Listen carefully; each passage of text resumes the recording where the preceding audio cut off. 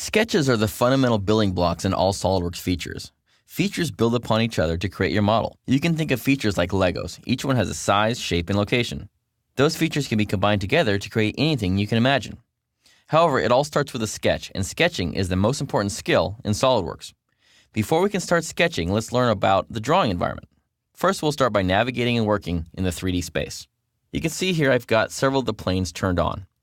Over here on the left, you can see we have 3 fundamental planes, and that's our fundamental building block where we're going to start our very first sketch to start building our model. I have them all turned on, and I can turn them on or off by clicking on with my left mouse button, and I get this little in-context window that pops up, so I can either start a sketch, I can hide or show the plane. So in this case here, I'm just going to hide it, and I can do the same thing for all those by clicking with my left mouse button and click on the goggles. And just hide all those.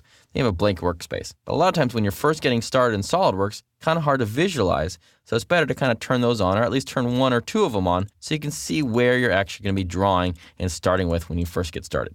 The other thing I can show is the origin. The origin is really important. That's kind of the center of our world. We got to make sure we're tying into the origin because that's the only place that SolidWorks really knows where it is at this point in time. So make sure you are showing the origin, or at least using the origin, but you can hide it if you need to, and go back and forth. The other thing is up here under the View tab, notice here's all the different things I can see in my world. So if I hide planes, I don't see anything at all. So just in case you're looking at your environment and you're not seeing the planes, make sure you go up to View and make sure you're showing planes. Make sure you're also showing origins.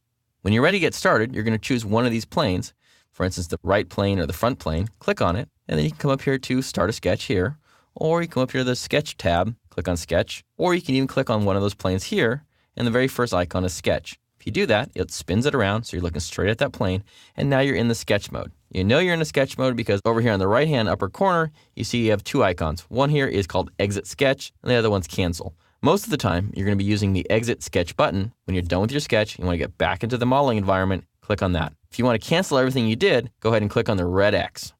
Let's go back to the environment and spin it around.